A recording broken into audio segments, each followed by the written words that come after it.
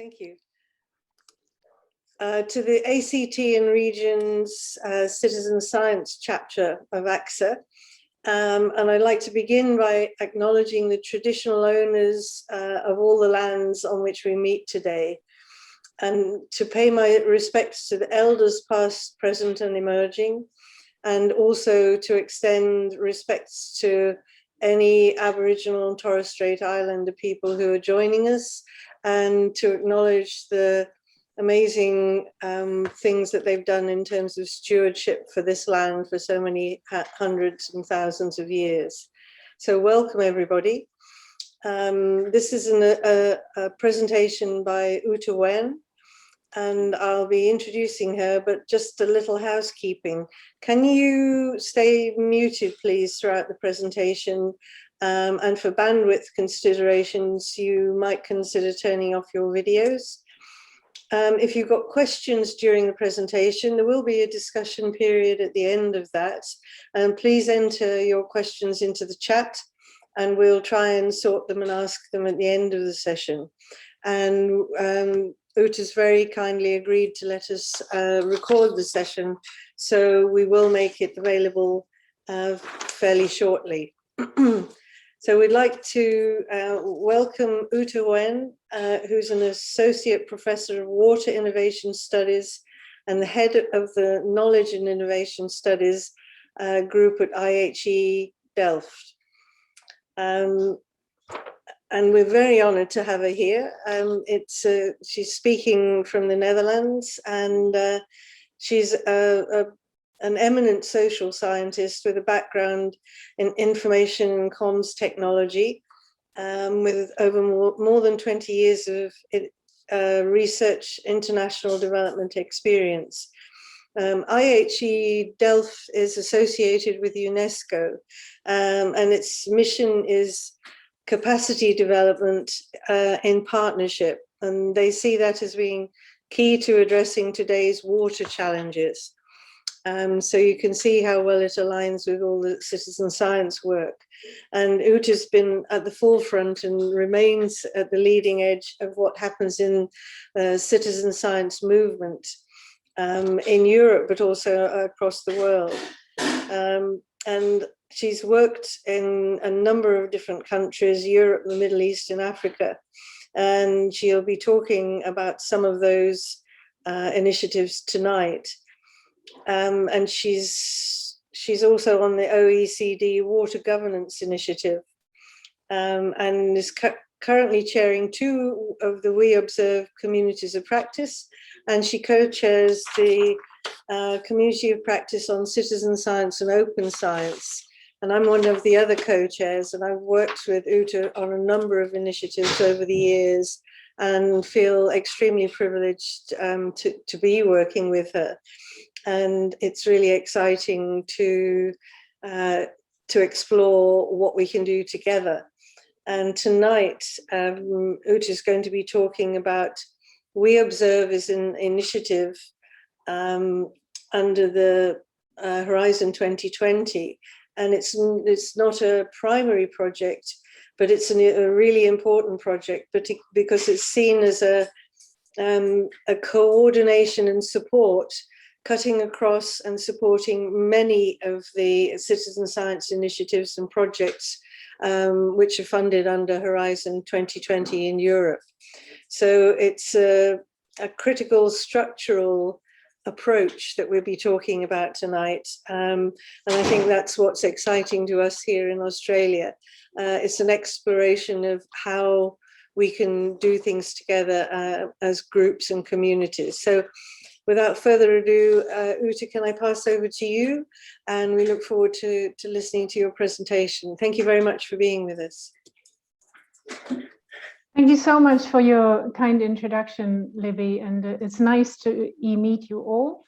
And indeed, Libby and I work together in the context of communities of practice, and that's also the topic for tonight, where I'd like to share with you some of the work that we've been doing in the WeObserve project, where one of the foci was to see how we can really consolidate and share knowledge amongst this vast community of citizen science practitioners.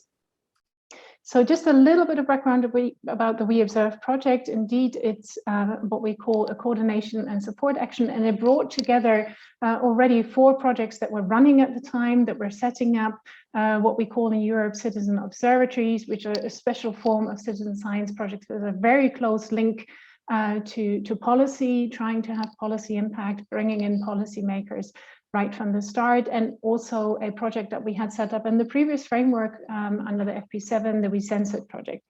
So already the consortium started off with a strong base of running projects at the time, but our remit was much broader.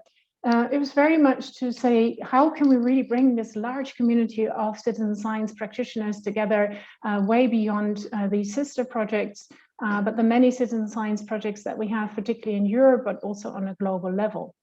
And when we talk about these projects, it's so often so easy just to talk about projects, but projects are made up of people. And therefore, the practitioners who really run these projects were one of the focal areas that we had in WeObserve. And we wanted to help address some of the key challenges. We all, I think, quite aware of the increasing interest in citizen science, but it doesn't mean everything is easy. So in WeObserve, we try to address 3 main challenges. One was the awareness of citizen science, citizen observatories. Many people still don't know about it, or they have misconceptions. They're only focused about concerns about data quality, for example, don't quite see the rich potential of them. Similarly, the acceptability. Those people who are a bit more aware often have some concerns. We'd see particularly on the side both of more traditional scientists or decision makers that they have concerns regarding the outputs of citizen science. There are also concerns regarding inclusivity, and then also the sustainability. Many of the citizen science initiatives are, of course, funded on a project basis, and that means once the project finishes, funds run out, and it's very often very difficult to sustain such initiatives. So these were the 3 main challenges that WeObserve at large tried to address, but also in particular we tried to focus on with the communities of practice that we set up. Now, what are communities of practice? Some of you may be aware, some of you may be participating in communities of practice. So in principle, we can say communities of practice are people who share a common concern or passion for something that they do, and they jointly want to learn how to do this better. So it's in a particular domain, they form a community in which they reflect, and it's also a safe haven, if you like, in which they can share difficulties that they have, but they share also very much also the experiences that they've built up from practice. Now, coming back to the challenges, we set up 4 distinct communities of practice that cut across the different challenges in different extents because they had a specific thematic focus. So, for example, the first community of practice was focused on co-design and engagement. How can we co-design citizen science, citizen observatories? How can we sustain stakeholder engagement to share practices, strategies with that? The second community of practice was focused on the impact and value of citizen science for governance, for decision-making, feeding into policy processes, and moreover, how can we measure this? Thirdly, with a very technical focus, the interop COP, as we call it, focused on interoperability among different data types, standardization issues of data and apps. And finally, last but not least, the SDG COP focused very much on the links between citizen science and the Sustainable Development Goals. So let me look into the co-design aspects, because community of practice is more than saying, hey, we're a bunch of people, let's get together and do good things. There are actually ways of setting them up so that we can ensure that they provide value to the participants. That's why everybody makes time for them. So the co-design part, we can boil it down to an initiation phase, then holding a number of co-design workshops, 1 or more, depending on the setting, and then really starting the initiatives. So the initiation in this case, of course, came from the project. We had funds, we had done this initial analysis of what we thought were important topic areas that we wanted to launch the WeObserve Communities of Practice on. But, you know, these are big umbrella subjects, co-design, impact, SDGs. You know, it didn't mean that we nailed down everything. The whole point was to see, let's gather citizen science practitioners who are interested in co-design practices, or let's gather also those interested in the SDGs and links with the SDGs.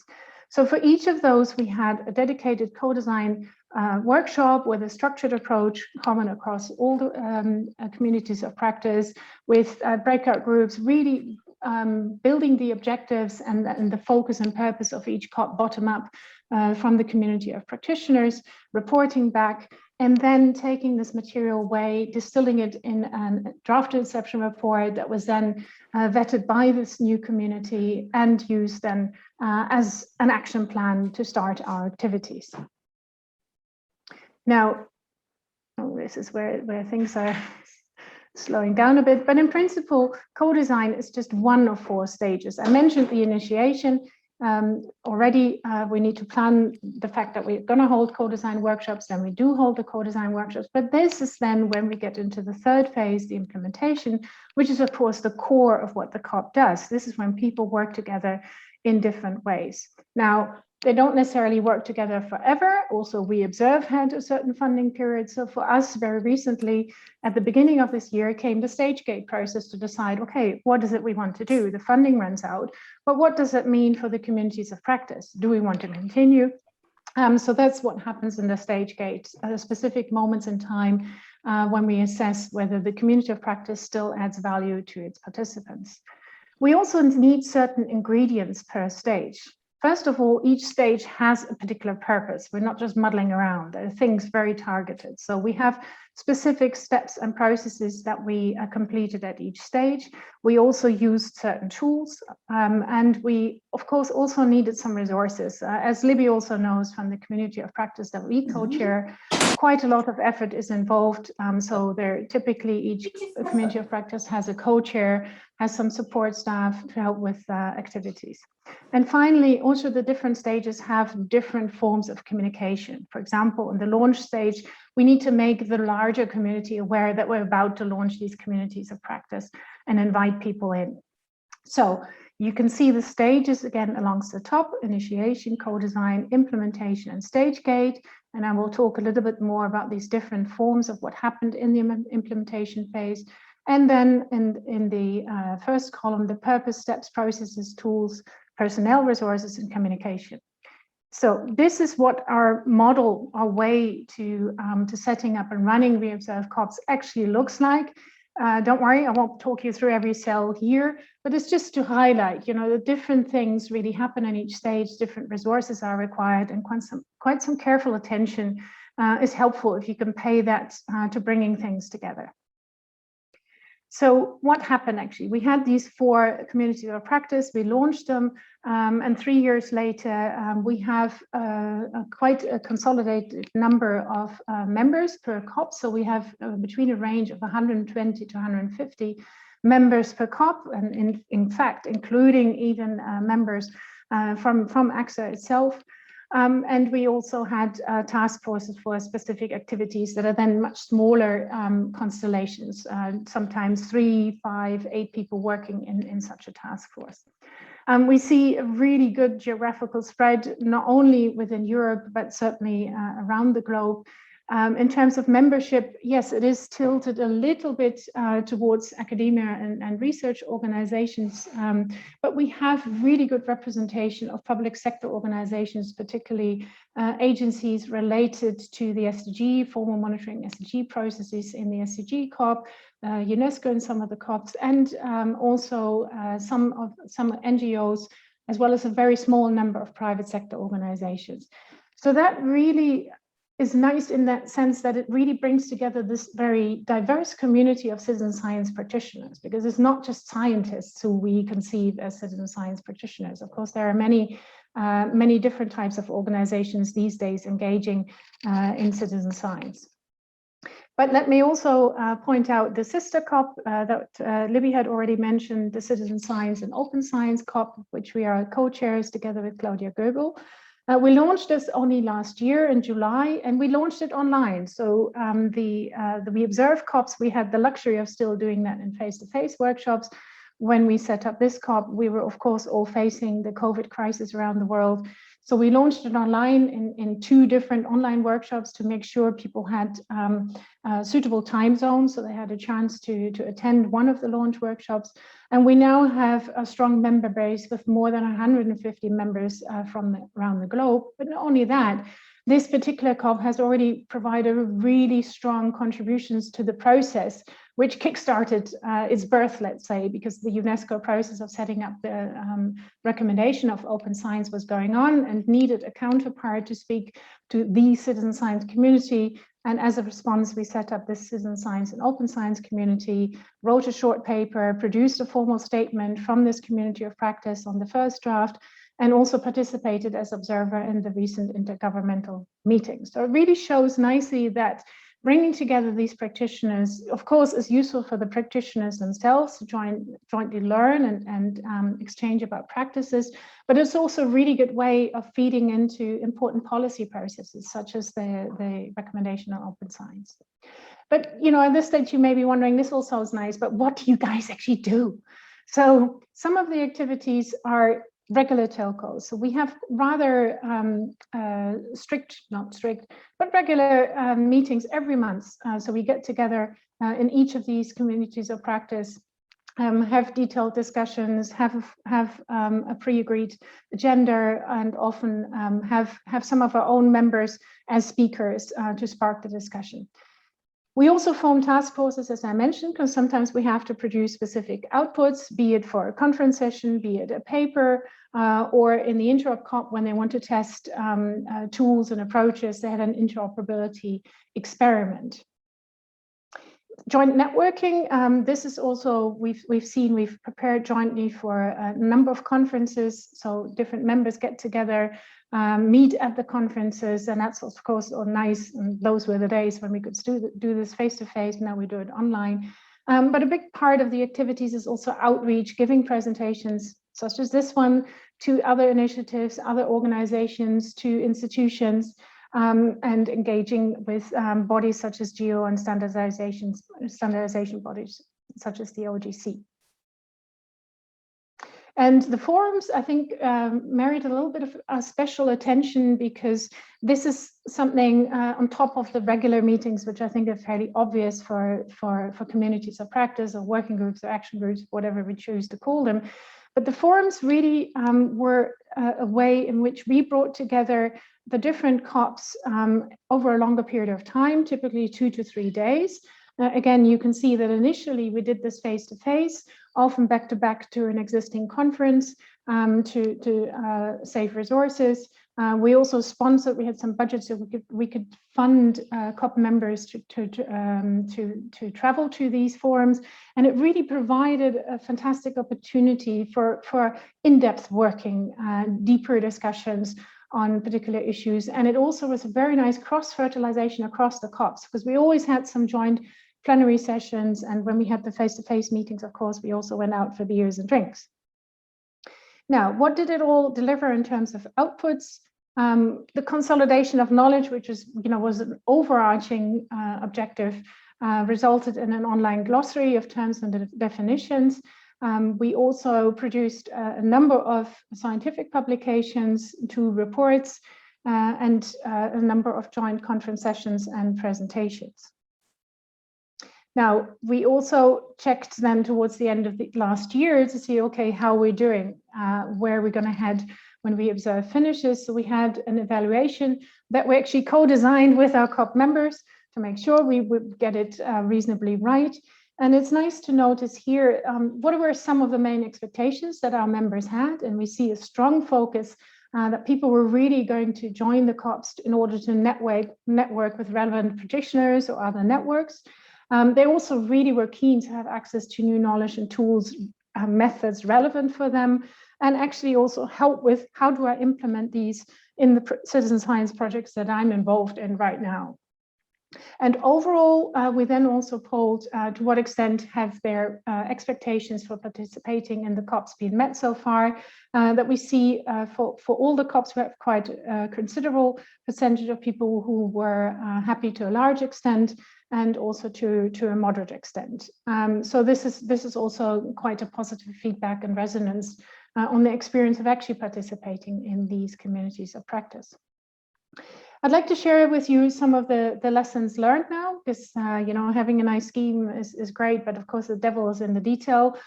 So I mentioned, of course, the demand-driven approach to the co-design of the initial objectives and having a clear action plan. We've seen previously in work that we've done that is really a strong part of making a community of practice work, is if there's some structure in place and somebody's leading the process and it doesn't just fizzle along. But having it demand-driven and being responsive to people was also important in the sense that we were trying to create an atmosphere where people could participate on the basis of what they are able to contribute. This is typically an effort on top of their regular workload. So not everybody can contribute the same amount of time. And some people also need to share what was done in different experiments and how to combine data and services. So creating an atmosphere for that was really important. Practice what we preach regarding engagement in citizen science more generally. Of course, it's all about finding the right balance. Too rigorously sticking to our action plan could also be detrimental. So we needed to make sure there would be fresh content from the discussions. So we often invited guest speakers, either from among the COP members themselves or from projects that we knew about that were working on relevant topics, etc., and brought them in. And that was really very much appreciated and gave a lot of impetus to the regular telcos. The consolidation of knowledge, I mentioned the glossary, and the glossary itself was a good tool, because when we started off these communities of practice, most of them would spend the first couple of sessions saying, well, what do you mean when you say engagement? What do you mean when you say co-design? So the glossary was really a tool for having that discussion and bringing in different definitions and different ways of thinking, different epistemological backgrounds here. I mentioned the joint networking, but also the reaching out. This is really to let the world know that the COP exists, that it does good work. And again, it's a feedback loop in terms of, are we really doing something valuable? Will people continue to make time? Do they want to continue this effort together? And last but not least, under WeObserve, of course, we had funding for the COP chairs. For the Citizen Science, Open Science COP, we don't have that funding, and we can already see the difference, the tension that it puts on not only the chairs, but also having funds to allow COP members to attend face-to-face meetings or to send a representative of a COP to a particular meeting, workshop to represent the COP and its findings is really important. So those resources are really very helpful if they can be made available. So what's going to happen with the WeObserve communities of practice? So we're talking about sustainability here. Not planning for the continuation, of course, is planning to fail.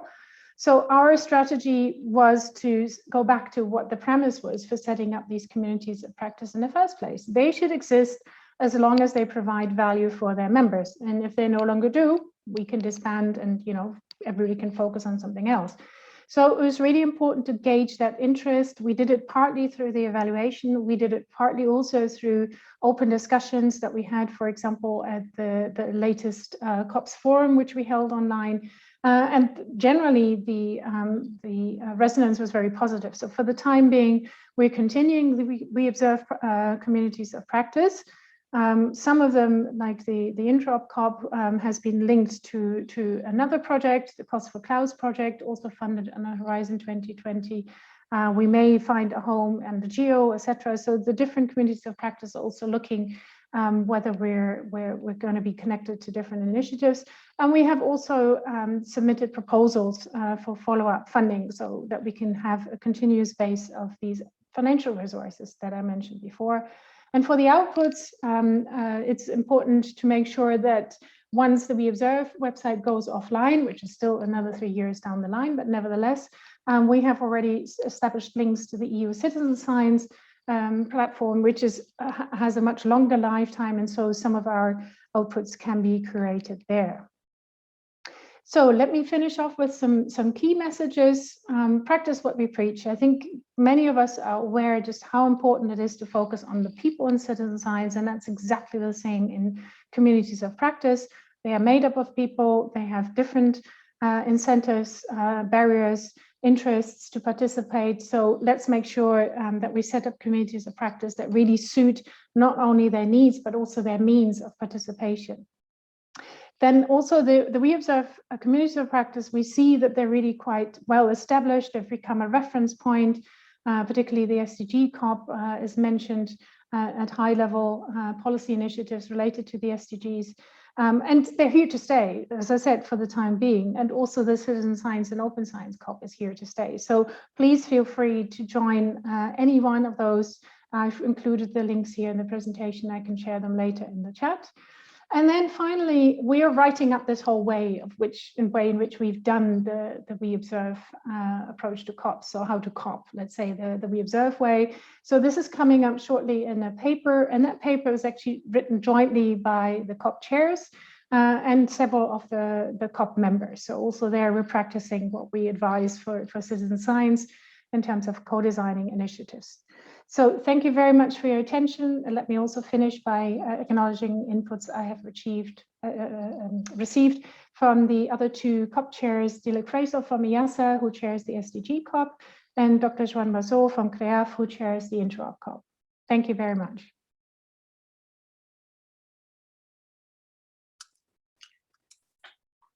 Thank you very much, Uta. That was a really interesting summation very quickly of all the things that have been going on over the last few years. But it's good to know you've got a further funding bid in to take them forward.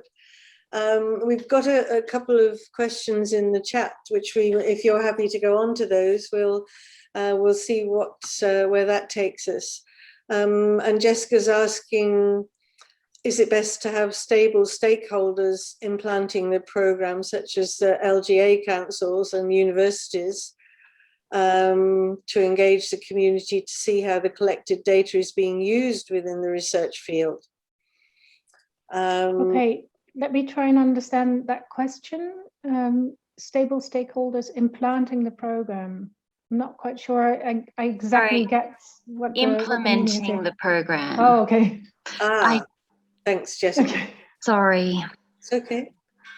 It was more right, in terms of chairing the community of practice, you mean? Yeah, I'm worried that I may not be able to get enough funding to keep my project going. Mm-hmm. And I find that that's the biggest issue I face with running a very large citizen science program at the moment. Right. Okay. So that speaks to the sustainability issues that you face in citizen science initiatives. And for that, we've actually come up with some detailed advice, what we call the WeObserve Cookbook. I shall put the link in shortly, because as an effort of the WeObserve Consortium itself, as well as input from these communities of practice, we've put, let's say, all the insights we've gained over the years in this cookbook, and the sustainability of your citizen science project is one issue that we deal with. So in terms of who should run citizen science initiatives, which, if I understand your question correctly, there we see a wide landscape. We also advocate, let's say, that there shouldn't be just one way in which it should be run or where it should be connected. So I think it really depends what the situation is. We are also very keen on having room for community-based initiatives, and not all of them need to necessarily run for a long period of time, as long as they have generated the data and insights for the issue that they try to address. But I will share the WeObserve Cookbook, because I think that speaks most directly on the sustainability question that you asked for the Citizen Science Initiative. Thank you, Uta. And I think John's question is about the original funding and how you brought the submission together, how you decided that the submission you made for WeObserve was framed in the way that it was. Right. That's, of course, always a little dance between the call that's being put out by the Commission and what the research community thinks should be done and can be done. And so the WeObserve project at large encompasses many more components. We've run MOOCs, we've run roadshows, and the communities of practice were one innovative way in which we said, we need to bring this practitioner community together. And communities of practice is a very established knowledge management mechanism. Why don't we draw on that? Because otherwise it sort of fizzles around in all kinds of places, but people don't actually have time and room to reflect on what they've learned and what they could do better, etc. So we made it an integral part as in terms of deliverables. In fact, we had an entire work package dedicated to this, which I led, to setting up these communities of practice and carefully guiding them throughout, you know, a 3-year process to give them a strong basis to continue if they so choose. So in terms of obtaining funding, you know, what we've seen is, you know, you need to very clearly and elaborately put it into a bid where, of course, it makes sense. You know, it needs to make sense within the overall call. You can't just plug it in everywhere. But I think if you carefully look for calls where your funder is already aware that, you know, having too much dispersed knowledge is not really helpful for anybody, that you need certain mechanisms. Often you find that people refer to platform. There needs to be a platform for the community. That's a sort of hint, an anchor for you from the funder side, that they might be open to saying, well, you know, why don't we set up some dedicated communities of practice and we support them in the way that they run, so they don't just, you know, they're mushrooming initiatives that don't actually deliver anything, any value for anybody. I like this idea of giving the people who are contributing to the CoPs time and the guidance to consider what's going on while they're also considering a big issue.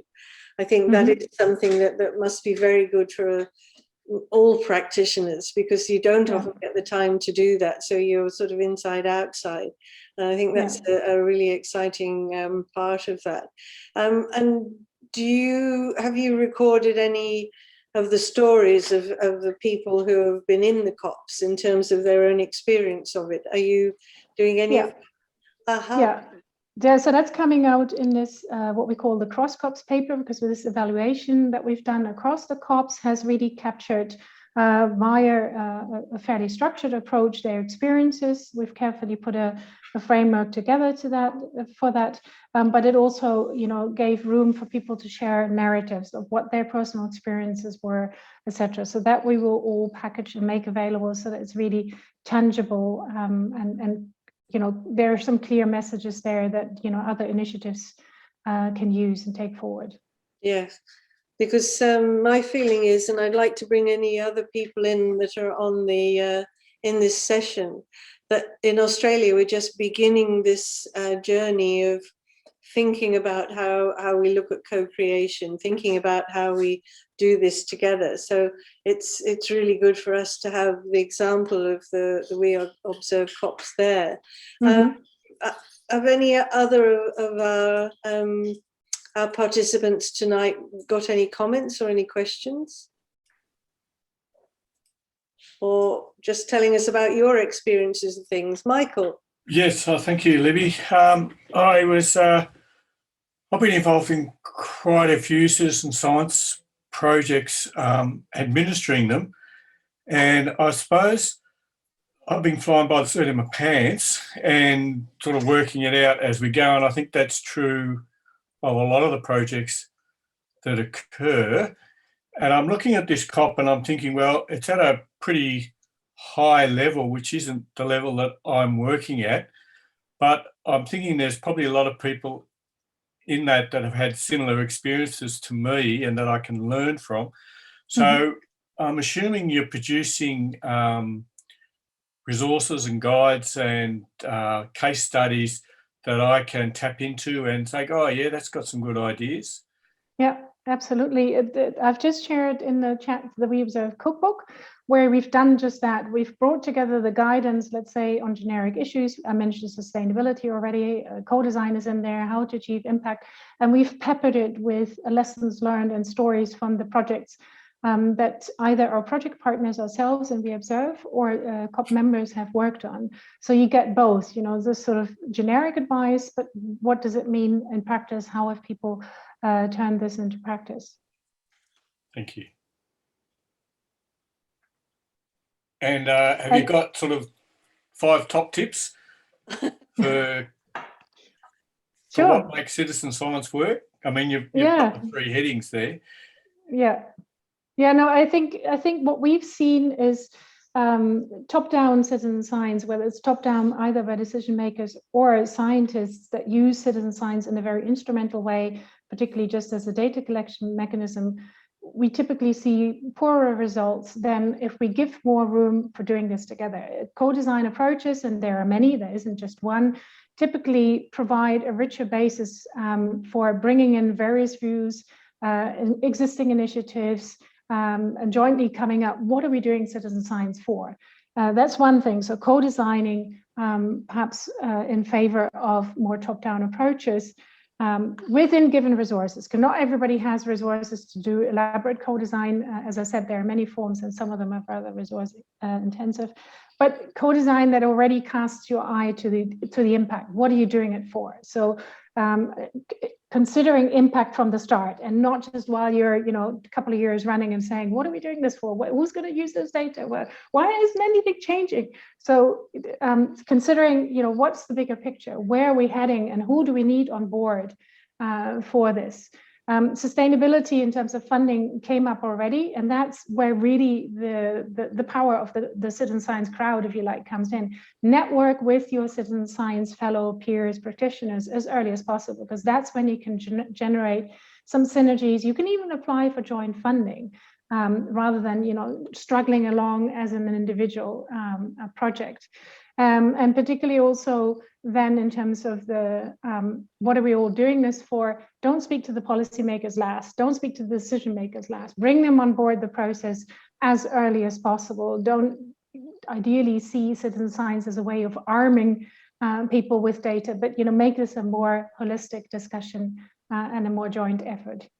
Mm-hmm. Yes. Thank you. Yes, that resonates very much in terms of what we're trying to do here. So anybody else with any comments or questions? Thank you, Uta, for that advice. My name's Jess, and I have a meeting with our environmental minister coming up, and it never even occurred to me to bring him into the conversation of the project that we're rolling out. And I think that when you bring the policy makers in, or the ministers, it gives them ownership to the project as it would for the citizen scientists, the actual volunteers that are on the ground. So if everyone's on the same playing field, then it becomes collaborative, which I guess is what you're conveying.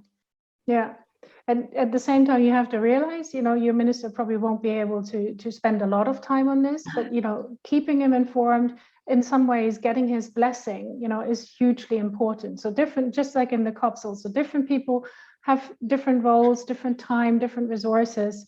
But, some of the key strategic stakeholders, need to be informed very early, need to be on board, need to be on your side as early as possible. And you also need to carefully think of how you convey what you're doing to them, where you're likely to use different language than with your citizen science practitioners when you do an engagement campaign to invite people to collect data in the field.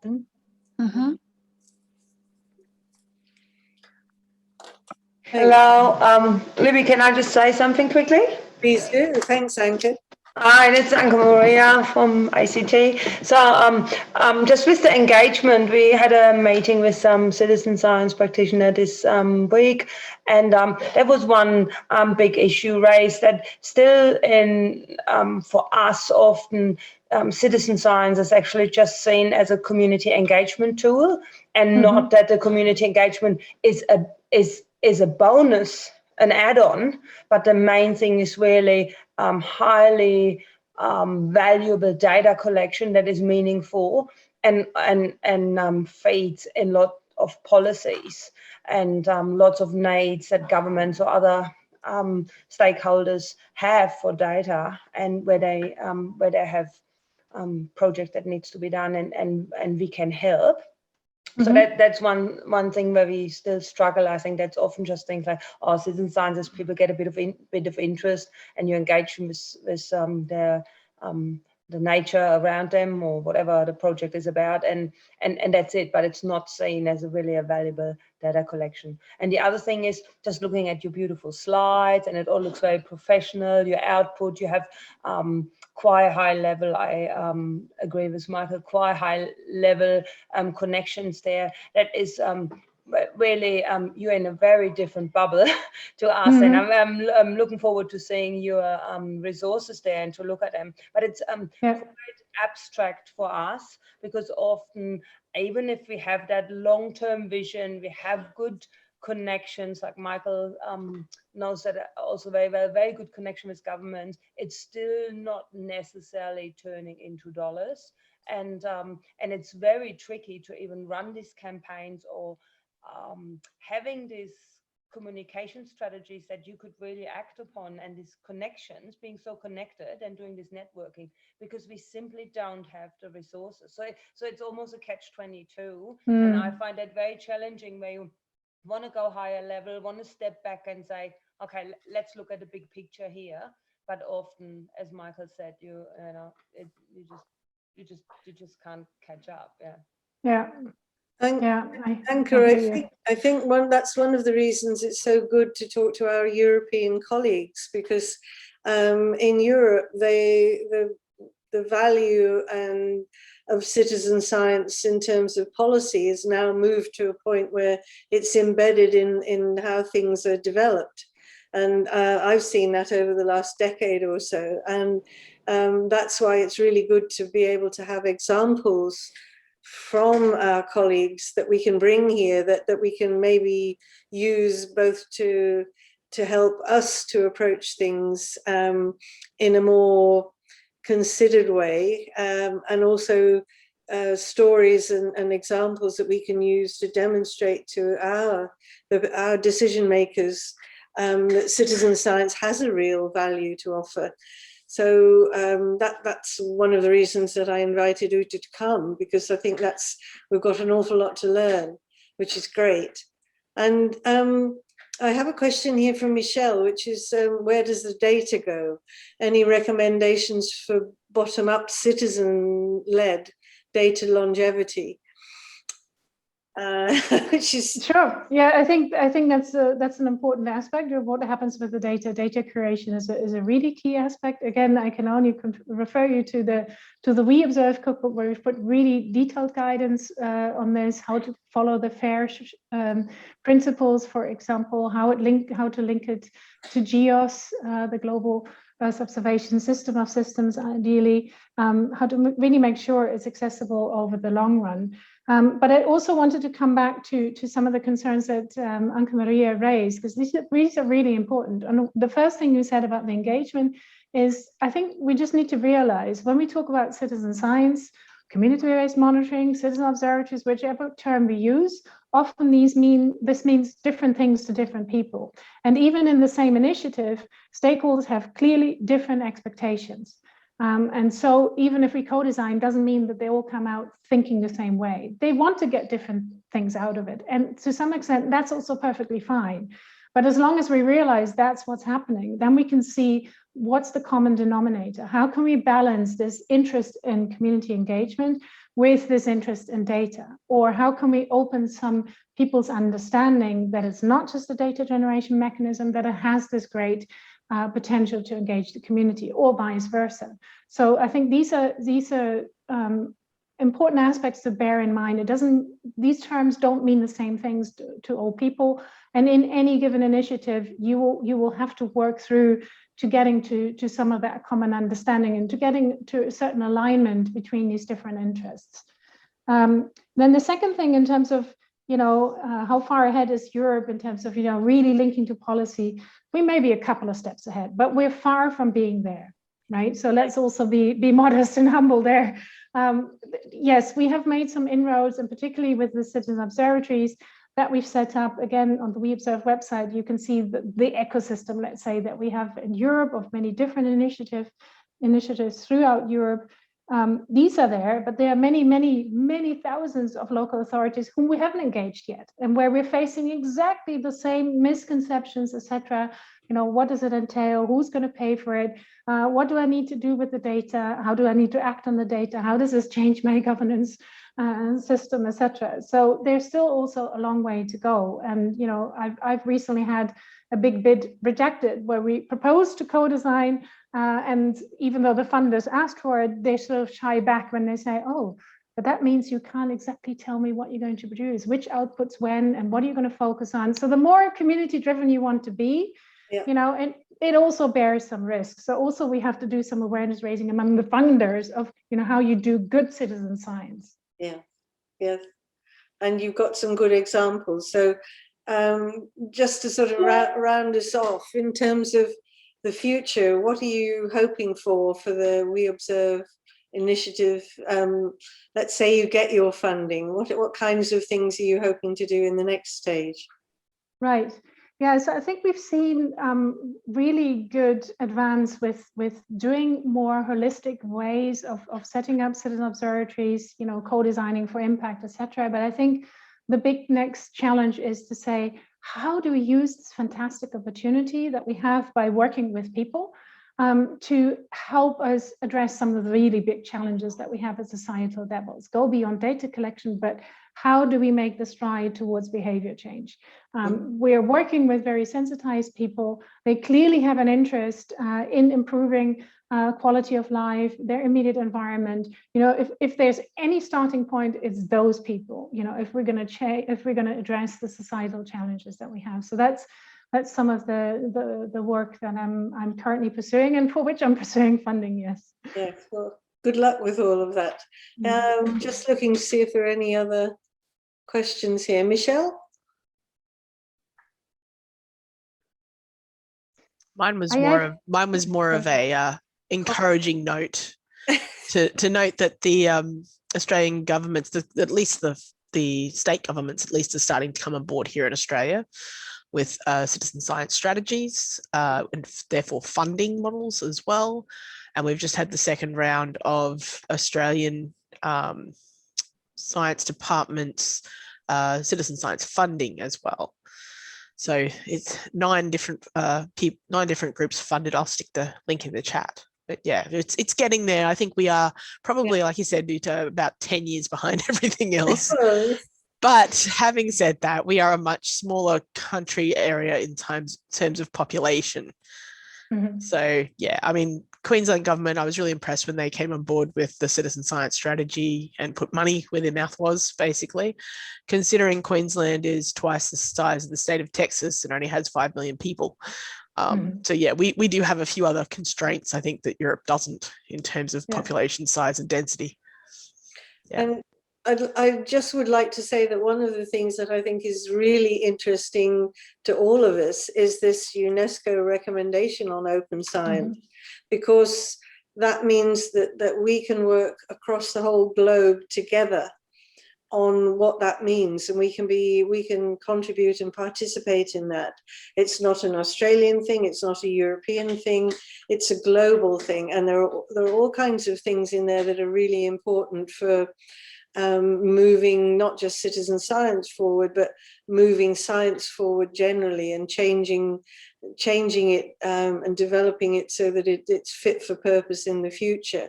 And I think it's a really exciting initiative to be part of. So, and it is wonderful. I mean, Uta will tell you as well that we're working with people from all over the globe, and we're getting an experience of really exciting, interesting, valuable projects that are happening from the Amazon to Taiwan to all kinds of places. And so, and it's really exciting to work with people who've got a shared passion and a shared interest. So I think it's great that we've been able to use the WeObserve approach as we've developed this community of practice. So yes, I just think we're very lucky to be working together. So absolutely. Any other questions from anybody? Yes, I do have a question. Yes. Is there an online global database sharing platform for citizen science projects? On a global level, yeah, well, there's several that have that claim to fame. I mean, on the European level, ACSA is trying to do this. We have Zooniverse, where people on a global level put citizen science initiatives on. Some of the other regional citizen science associations also try to sort of serve as that umbrella function. So, you know, as an entry point to, well, what exists, you know, which initiatives are out there. Australia has one too, Uta, that ACSA was involved in setting up, that links to both the US and I believe they're going to link to the European ones of citizen science projects. Yeah. Yes, and SciStarter, Michelle's mentioned SciStarter, which is the US one, which is, there's a lot of US projects in there, but it also has global projects as well. So it's a very good one to have a look at. But this is it. Now we're networking globally. Yeah. And everybody recognizes that data is the key. And although not all of us are interested particularly in data, we know that we've got to make data interoperable and have guidelines and things. And the work that's happening in that is really important. And I think you'd agree, Uta, that it's moving along a pace at the moment. It's really getting somewhere now. Yeah, I definitely agree. Yeah, so that's good. So I'd like to say thank you very much for that, Uta. And if nobody has any other questions, then I think that was a brilliant start for us to begin to learn about WeObserve, and look forward to continuing the conversation in future. And thank you very much for giving us your time. And now you can return to your lovely sunny summer day. Absolutely, I will. Thank you so much. Happy to collaborate if you need any more information, and happy to follow up. And I'm sure I'll be sure to share the paper when we have it ready. Yes. If you find that helpful. Lovely. Thank you indeed. That would be great. ACSA would always be happy to share. Yeah. Excellent. Fantastic. John, have you got anything you wanted to say? I'll hand over to you as your chair. No, only that our next presentation is in about 8 weeks' time. Will be more information will come out on that in due course. Thank you very much to Uta and everyone else that has been involved. Thank you for hosting, Libby. It's been good to be on the listening side as opposed to the speaking side. It's a pleasure. Thanks a lot.